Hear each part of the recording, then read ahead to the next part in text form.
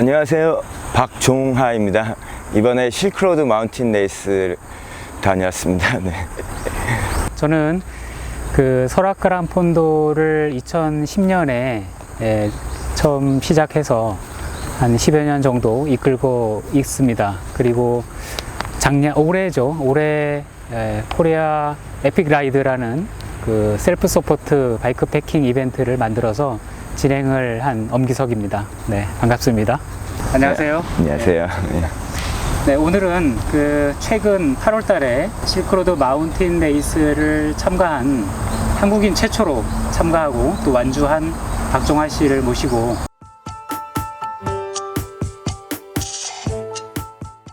바이크 패킹 대회라고 생각하면 되고요. 보통 그런 대회들이 이제 비경쟁이 있고 경쟁이 있는데 실크로드 마운틴 레이스는 경쟁 레이스예요. 근데 대부분 참가자가 경쟁보다 완주 목표로 오는 거고요. 그리고 이제 제한 시간이 15일 안에 1867km를 이제 완주해야 되는 거고, 이제 셀프 서포트라는 게 이제 본인 자력으로 모든 걸 해결해야 되는 거예요. 그러니까 외부의 도움을 받으면 안 되는 대회를 말하거든요. 그래서 먹는 거, 자는 거, 그다음에 자전거 수리 이런 걸 다 본인 스스로 해야 되는 대회를 얘기하는 거예요. 네. 먼저 완주를 축하드립니다. 감사합니다. 네. 정말 그 사람으로서는 상상이 안 되는 그런 어려운 그 레이스인데 무사히 완주를 해서 우선 축하를 드리고요. 그리고 또 2018년에 아마 처음 개최된 대회로 알고 그때 있는데 처음 했어요. 아직 역사는 짧지만 엄청나게 힘든 대회로 알고 있는데 어떻게 알고서 신청하게 되었는지 궁금합니다. 제가 2018년에 저편 ODSA를 참가했었거든요. 네. 그때 이제 먼저 전년도에 한번 참가했던 분이 있어요. 한국 분이요. 그 형님이 해외 뭐 이런 라이딩도 많이 하고 아는 사람도 많아가지고 그 올해 실크로드가 했는데 그 대회가 너무 힘들고 뭐 완주율도 낮고 뭐 이런 대회가 있다 알려줬거든요. 그래서 이제 SNS를 통해서 이런 대회가 있고 하구나 그때 알았어요. 그 완주율도 낮고 너무 힘든 대회다 하는 거에 매력을 느꼈네요. 네, 그리고 또 안 가본 지역이니까 또 관심이 가고요. 제가 알기로도 박종하 씨는 랜드오너나 이런 그 장거리 라이딩에 많이 관심을 가지고 해오고 있는 걸로 알고 있는데 어떤 준비를 했고 어떤 어려움이 있었는지 그리고 어떻게 해결했는지 좀 들려주십시오. 대회를 처음 했을 때 그래블이 많이 참가했다고 들었는데 그래블로 했던 사람들이 그 다음에부터는 다임팁으로 바뀌었어요. 너무 코스 노면이 힘들어서. 타이어 건장 사항도 최소 47C라고 나와 있거든요. 그 코로나하고 여러 사항 때문에 이제 프레임들이 수입이 안 되니까요. 근데 카본 자르니까 비싸고 자비로 다 해야 되니까. 그러니까 그냥 알루미늄에 그냥 적당한 거 찾다가 보니까 그냥 메리다 그냥 SLX 구동계 된 걸로 그냥 했어요. 이 자전거죠? 네. 그 자전거 외에도 이제 여러 가지 또 장비가 필요할 것 같아요. 네. 먹고 자는 걸 스스로 해결해야 되니까. 네, 그런 데 그렇죠. 대한 장비 준비나 아니면 뭐 대회 전체적인 준비나 이런 건 어떻게 체력 준비라든지.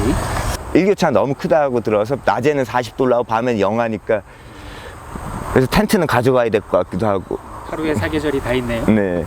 장거리 길게 하신 분은 패니어를 많이 해요. 키르기스탄에서도 많이 사용하는 분도 많이 뵀는데 거기가 끌고 가는 구간이 바위 있고 이러니까 패니어는 진짜 힘들더라고요. 이게 다리가 이렇게 끌고 올라가면 걸리고 그렇죠. 경사 세니까요. 네. 그래서 그렇게 한국에서 준비해 갔는데 거기 환경에서 좀 맞지는 않더라고요. 대회에서는. 침낭은 좀 두꺼운 걸 가져갔어요. 그러니까 온도가 최적 온도가 한 영하 한 5도 정도고, 그 다음에 의류는 이제 방수해야 되니까 고 자켓인데 두꺼운 하드쉘 말고 그냥 얇은 팩라이트 정도 되는 그 라파 자켓하고, 그 다음에 경량 패딩하고 비옷 바지인데 이제 7부로 된 걸로 하나 가져갔고, 약간 좀 두꺼웠거든요, 재질이 안에. 그 다음에 라이트는 2개 달고 헬멧 하나 하고 3개 가져갔고요. 네. 거기가 이제 타이어가 많이 찢어져요. 네, 그렇죠. 항상 보면 뭐 타이어 꼬매서 탄 사람도 있고, 올해도 보니까 꼬맨 사람 있더라고요. 그러니까 타이어 패치를 파크 뚜껑 한 6장 가져가고요. 3장 썼거든요. 여기 보면 반대쪽에 찢어져 있는데 막 해요. 하고 튜브는 3개 정도 가져가는데 패킹을 잘 했어야 되는데 막 대충 쑤셔 넣으니까 이게 흔들리면서 좀 찢긴 것도 있고요. 버너하고 이제 그런 것도 챙겨 갔는데 제가 한 2번 라면 끓여 먹고 그다음부터 안 먹거든요. 그리고 평소에 탈 때도 빵하고 비스켓만 먹는데 왜 내가 이걸 가져갔을까 후회를 했죠. 그러니까 무게보다도 공간을 너무 차지하는 거예요. 보통은 거의 참가자들 보면 어떻게 했냐면 포크에 하고 그다음에 핸들바에 이제 침낭 달고 그다음에 프레임백 하고 그다음에 새들백보다는 어기에다 다는 네네. 네. 네. 바닥에 무릎 다리가 닿지 않게. 네, 사이드에는 안 달고 위에만 이렇게 해서 그런 이제 스타일을 많이 하더라고요. 아니면 그냥 새들백하고 프레임백, 포크 쪽에 이렇게 달고요. 네네. 그리고 저도 물백을 썼는데 물백 사용하신 분도 꽤 많고요.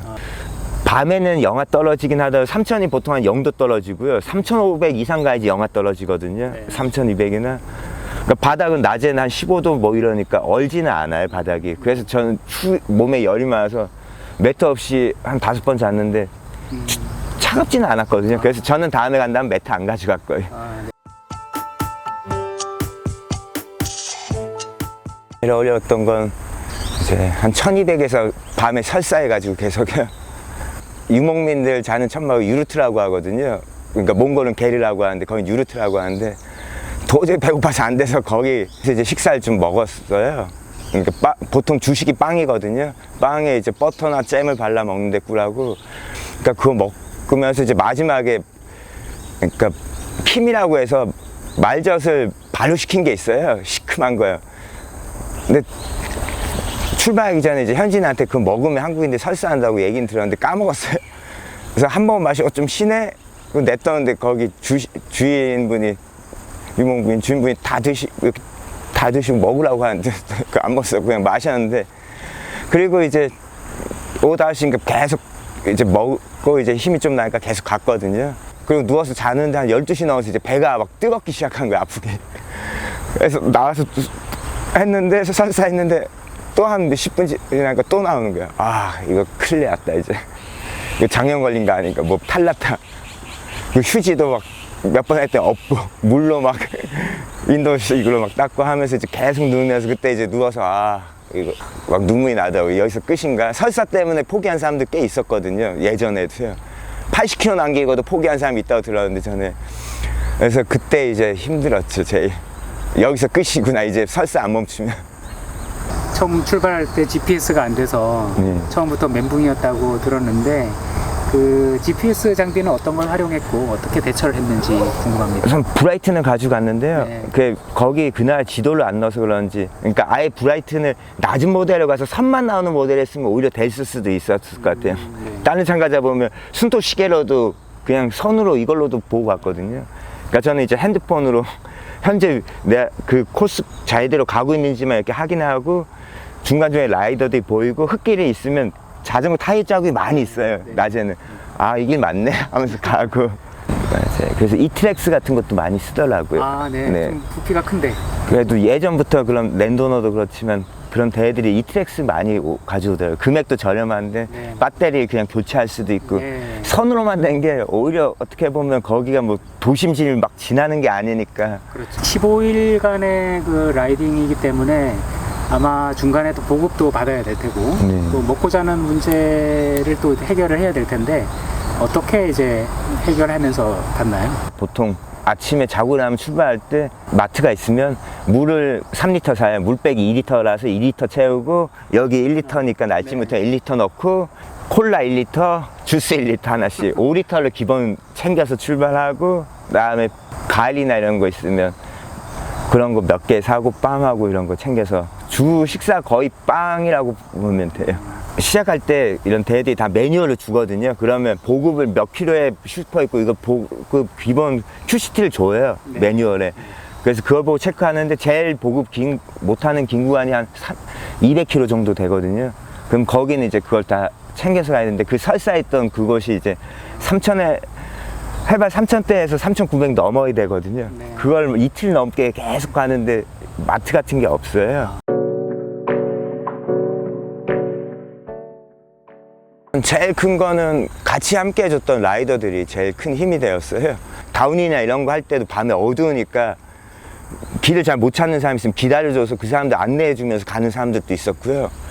5일차에 두 번째 숙박할 때가 6일차인가 그쪽에 살 때도 이제 제가 펑크 나서 늦게 갔는데 그 게스트하우스가 여러 군데 있는데 참가자들 핸드폰 보고 어디쯤에 있나 위치 확인한 다음에 이쪽에 좀 아는 친구 같아서 그쪽으로 갔어요. 라이드 아침에 출발할 때 같이 하면 편하니까. 가는데 주인 자고 있고 그럼 방을 어떻게 못 하잖아요. 근데 거기에 제이크란 친구였나 자기 방에 침대 2개 있다고 여기서 자라고 해줘가지고 그런 것도 도움이 되고. 근데 마지막에도 그 목 이렇게 다치었던 그 형님하고 밤새 끌바하면서 이제 날 새서 이제 막 밤에 이제 마지막에 피니시 할 때 졸린 상태였는데 필리핀 친구가 마지막 그때 막 제가 힘들어서 막 이렇게 있으면 아이스크림 사서 아이스크림 먹으라고 주고 물 없지 않아? 헤이 박씨니까 헤이 빡그라거든요. 박이란 밤이 잘 안 되니까 헤이 빡! 하면서 어떠? 갖다 주고 그리고 마지막에 이제 한 40km 남은 지점에서 너무 추웠어요. 해발 1800인데 뭐 라면에 물 받아서 컵라면 갖다 주고 그렇게 챙겨주는 라이더 힘이 같이 했던 친구들의 힘이 제일 컸고요. 그 다음에는 이제 가끔씩 이제 올리면 응원해 주신 분들이 있으니까 이거 완주 못하고 하면 안 되는데 뭐 그런 거랑 그 다음에는 이 코스를 2번 다시 타기 싫으니까 무조건 완주해야 된다는 그런 또 오기는 싫었거든요. 그때 하면서 다시는 이 대회 안 나와야겠다. 너무 힘들다.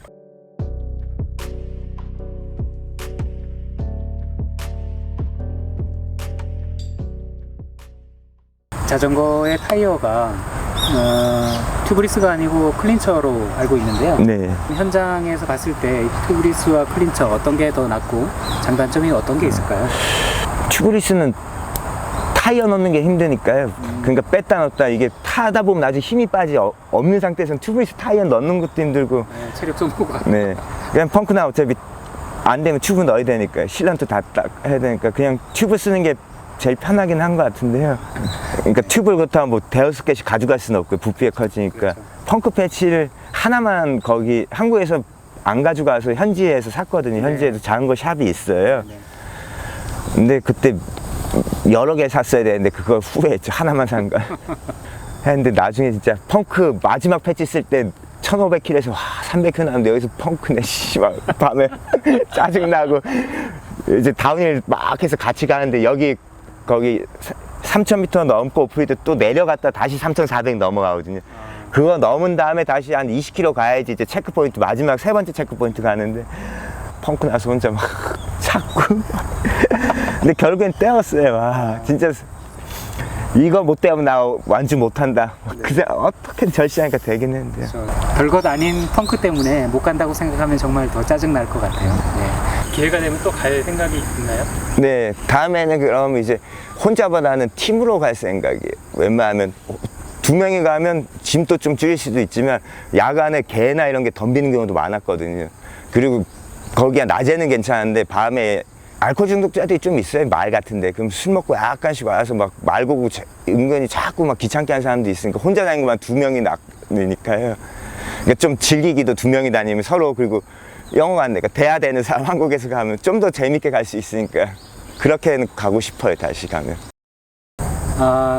국내에서는 이제 코리아 에픽 라이드가 비슷한 레벨로 있는데 코리아 에픽 라이드는 약 한 일주일 정도 해서 500km에서 한 600km 정도를 비포장 인도 위주로 해서 자기 스스로 먹는 것과 자는 것을 해결해 가면서 라이딩을 하는 이벤트인데요. 어떤 그 시간 기록을 체크하는 대회는 아직은 아니고 그냥 그룹 라이드입니다. 그래서 다 같이 즐기면서 라이딩 하자는 취지고 완주 제한 시간도 없습니다. 편하게 참여해서 즐길 수 있습니다. 길게 타는 거는 랜더나 이런 걸로도 경험할 수 있는데요. 근데 바이크 패킹 이런 대회는 그런 야생에서 자고 물 없으면 진짜 빙하 먹으면 그냥 녹는 거 다 그냥 마시거든요. 정수기 쓰고 이런 거 경험해 보는 게 제일 중요한데 한국에는 이 코리아 에픽 올해 저도 한번 나갔어요. 일정이 있고 뭐 해서 중간에 타다 전 포기하고 갔는데요. 그러니까 이런 코리아 에픽 같은 대회를 참가해서 경험을 쌓는 것도 좋은 훈련이 되죠.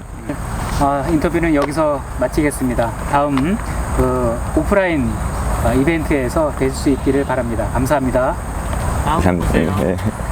코리아 에픽 라이드에서 봅시다.